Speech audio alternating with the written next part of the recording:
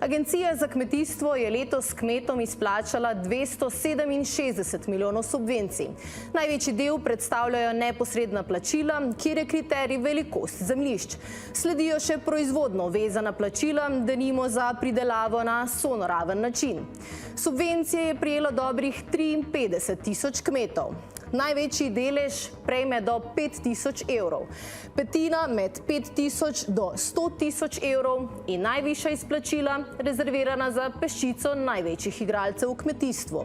Nad 100 tisoč evrov dobi manj kot pol odstotka kmetov. Največ subvencij v zadnjih 5 letih so prejela velika kmetijska oziroma agroživilska podjetja.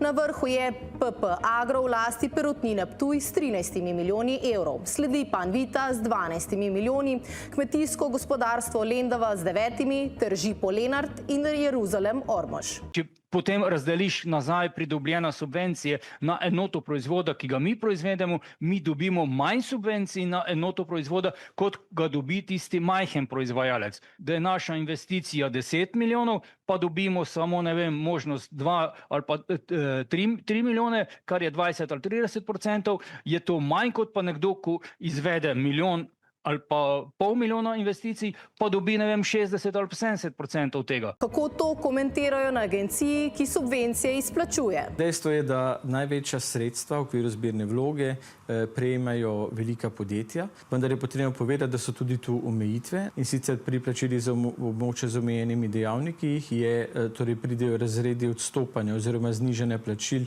nad 50 hektarjev, v primeru neposrednih plačil pa nad 60 tisoč evrov.